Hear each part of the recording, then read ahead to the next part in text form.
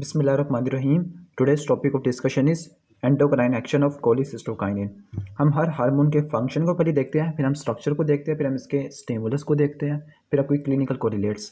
हम फंक्शन को पहले इसलिए देखते हैं क्योंकि फंक्शन ज़्यादा इंपॉर्टेंट होते हैं जीआईटी हार्मोन्स के। इनके स्ट्रक्चर, इनके स्टिमुलस ये रिलेटिवली कम इंपॉर्टेंट होते हैं, लेकिन जो जीआईटी हार्मोन्स इनके फंक्शन ज़्यादा इंपॉर्टेंट होते हैं। पहले हम इनके फंक्शन स्टार्ट करते हैं जीआईटी हार्मोन्स के। आज का जो हार्मोन हमारा वो है कोलिसिस्टोकाइनिन। कोलिसिस्टोकाइनिन के जीआईटी के अंदर 9 स्पेसिफिक फंक्शन होते हैं और ये बहुत इंपॉर्टेंट हार्मोन है, तो हम इसके फंक्शन को डिटेल से देखेंगे। पहला इसका जो फंक्शन होता है, सिर्फ बेसिक ओवरव्यू देना है इस वीडियो के अंदर, तो आप इसको रिवीजन के लिए इस्तेमाल कर सकते हैं इस वीडियो को। तो पहला जो फंक्शन है इसका कोलिसिस्टोकाइनिन का, ये पैनक्रियाटिक एंजाइम की सिक्रेशन को बढ़ा देता है। पैनक्रियाज की सिक्रेशन में 2 तरह के कंपोनेंट्स होते हैं, organic and inorganic components. Organic में भी कौन सा कंपोनेंट होगा, वो एंजाइम रिच होगा, जबकि इनऑर्गेनिक कंपोनेंट में जो होगा वो बाइकार्बोनेट होगा। जो कोलिसिस्टोकाइनिन है, इसका जो डायरेक्ट एक्शन होता है ना, वो पैनक्रियाटिक एंजाइम की सिक्रेशन को बढ़ा देना। मेन मकसद यही होता है कि कोई भी अगर फूड डूडिनम में आई है, उसकी डाइजेशन और एब्जॉर्प्शन ऑप्टिमम लेवल पे हो। तो पहला फंक्शन हो गया पैनक्रियाटिक एंजाइम की सिक्रेशन को बढ़ा देना। जो उसका दूसरा और तीसरा फंक्शन है, उनका मेन पर्पस यही है कि बाइल की सिक्रेशन डूडिनम के अंदर बढ़ा देना। कैसे बढ़ाएगा? अगर बाइल की सिक्रेशन डूडिनम के अंदर बढ़ानी है तो गाल ब्लैडर के मस्कुलेचर की कॉन्ट्रैक्शन करानी पड़ेगी और स्फिंक्टर की रिलैक्सेशन। जो स्फिंक्टर होता है उसको बोलते हैं स्फिंक्टर ऑफ ओडी, जो गाल ब्लैडर की कॉन्ट्रैक्शन कराता है कोलिसिस्टोकाइनिन। इसी की वजह से इसको हम कोलिसिस्टोकाइनिन कहते हैं, क्योंकि गाल ब्लैडर को हम कोलिसिस्टो बोलते हैं और चूंकि एक काइनिन के फॉर्म में होता है और एक कॉन्ट्रैक्शन कराता है, जिसकी वजह से हम इसको कोलिसिस्टोकाइनिन बोलते हैं। तो दूसरा और तीसरा इसका क्या फंक्शन हो गया? बाइल की सिक्रेशन कराना डूडिनम के अंदर। दूसरा ये कैसे करवा रहा है? गाल ब्लैडर के मस्कुलेचर की कॉन्ट्रैक्शन और दूसरा स्फिंक्टर ऑफ ओडी की रिलैक्सेशन, जिसकी वजह से बाइल की सिक्रेशन डूडिनम के अंदर होती है।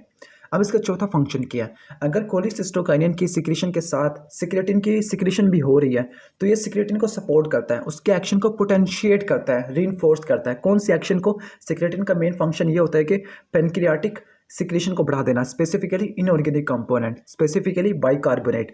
तो जो कोलिसिस्टोकाइनिन होता है, अगर सिक्रेटिन की सिक्रेशन भी उसी टाइम पे हो रही है जिस टाइम कोलिसिस्टोकाइनिन की, तो कोलिसिस्टोकाइनिन सिक्रेटिन को सपोर्ट करता है, जिसकी वजह से पैनक्रियाटिक बाइकार्बोनेट आयन की सिक्रेशन ज़्यादा होती है। याद रखिएगा, ये फंक्शन जब भी होगा जब सिक्रेटिन मौजूद होगा। अगर सिक्रेटिन मौजूद नहीं होगा तब भी ये चौथा फंक्शन कोलिसिस्टोकाइनिन नहीं कर सकता, सिर्फ वो पैनक्रियाटिक एंजाइम की सिक्रेशन ही कराएगा। पांचवा जो फंक्शन है इसका, कि जो एक्सोक्राइन पेनक्रियाज है उसकी ट्रॉफिक ग्रोथ कराना, उसकी हाइपरट्रॉफी कराना, जिसकी वजह से ये ज़्यादा एंजाइम रिच सिक्रेशन प्रोड्यूस हो सके। छठा फंक्शन ये है कि जब हम गैस्ट्रिक स्टोमक एम्टाइन को पढ़ेंगे या फिर गैस्ट्रिक एम्टाइन को, तो ये गैस्ट्रिक एम्टाइन को इनहिबिट करता है, यानी जो स्टोमक को एम्प्टी नहीं होने देता। सर जो फैट होता है ना, अगर हमने लिया, वो कराएगा, स्टिमुलेट कराएगा कोलिसिस्टोकाइनिन की सिक्रेशन को, वो गैस्ट्रिक एम्टाइन को स्लो कर देगी। इसका मेन पर्पस ये होता है कि ताकि हमारे पास ज़्यादा टाइम मिल सके इंटेस्टाइन को कि वो डाइजेशन और एब्जॉर्प्शन कर सके। अगर ऐसा ना होता, ये गैस्ट्रिक एम्टाइन को प्रमोट ना करता, जिसके तो फिर ऐसा होगा कि न्यूट्रिएंट्स डाइजेस्ट और एब्जॉर्ब सही तरह नहीं हो सकेंगे। तो इसका मेन फंक्शन होता है गैस्ट्रिक एम्टाइन को स्लो कर देना, ताकि न्यूट्रिएंट्स की डाइजेशन और एब्जॉर्प्शन के लिए प्रॉपर टाइम मिल सके। सातवां फंक्शन ये होता है कि इसने एंटीरोकाइनेज की सिंथेसिस को बढ़ा देना। याद रखिएगा, ये वो एंजाइम है जो ट्रिप्सिन की एक्टिवेशन में पार्टिसिपेट करता है, ये ट्रिप्सिन को एक्टिवेट करता है। ट्रिप्सिन की एक्टिवेशन होने की वजह से पैनक्रियाटिक एंजाइम भी एक्टिवेट होते हैं। वो दूसरे पैनक्रियाटिक एंजाइम कौन से होते हैं?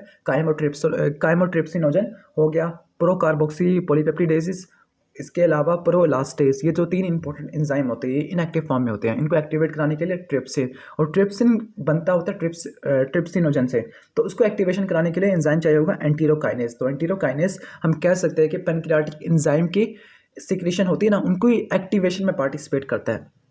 आठवां फंक्शन ये होता है कि ये स्मॉल इंटेस्टाइन और कोलोन की मोटिलिटी को बढ़ा देता होता है, जिसकी वजह से इंटेस्टिनल ट्रांजिट टाइम कम हो जाता है।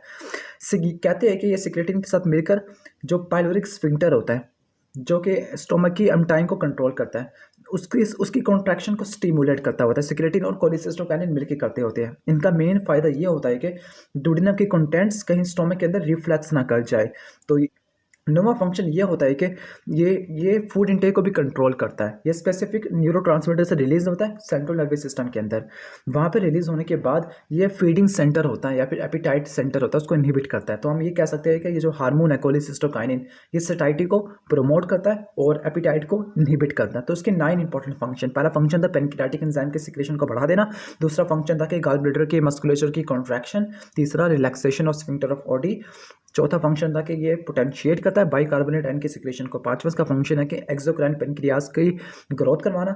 छठा फंक्शन ये होता है कि गैस्ट्रिक एपेटाइट को स्लो करके ऑप्टिमम डाइजेशन और एब्जॉर्प्शन करवाता है। सातवां इसका फंक्शन होता है कि एंटीरोकाइनेस की सिंथेसिस को बढ़ाकर पेनक्रियाटिक एंजाइम की एक्टिवेशन को प्रमोट करता है। और आठवां ये होता है कि मोटिलिटी को बढ़ा देता है। नौवां फंक्शन ये होता है कि स्टैटी को प्रमोट करता है, एपिटाइट को इनहिबिट करता है।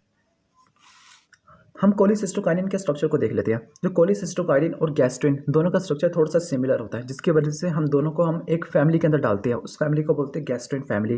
कैसे होता है? अगर हम इसके कार्बोक्सिल टर्मिनल पर देखें, अमाइनो एसिड की सीक्वेंस को देखें, तो वो तकरीबन 5 टर्मिनल ना 5 अमाइनो एसिड होते हैं कार्बोक्सिल टर्मिनल के ऊपर। उनके सीक्वेंस सेम होता है गैस्ट्रिन के अंदर भी और कोलिसिस्टोकाइनिन में। 5 कौन से हैं? ग्लाइसिन, ट्रिप्टोफैन, मैथ्यूनिन, स्पार्टेट और फिनाइलएलेनिन। इन 5 अमाइनो एसिड का सीक्वेंस गैस्ट्रिन के अंदर भी और कोलिसिस्टोकाइनिन के अंदर भी सिमिलर होता है। और हमने कहा था कि गैस्ट्रिन की जो एक्टिविटी होती है वो उसके 4 कार्बोक्सिल टर्मिनल अमाइनो एसिड की वजह से होती है। तो हम ये कह सकते हैं कि फिनाइलएलेनिन, स्पार्टेट, मैथ्यूनिन और ट्रिप्टोफैन, यहाँ तक वाला जो पोर्शन है ना, ये गैस्ट्रिन की एक्टिविटी को प्रमोट करता है। अगर ग्लाइसिन को भी ऐड कर दूँ, मैथ्यूनिन को भी ऐड कर दूँ, टायरोसिन को भी ऐड कर दूँ, तो जो पोर्शन होगा ये कोलिसिस्टोकाइनिन की एक्टिविटी को प्रमोट करता होता है।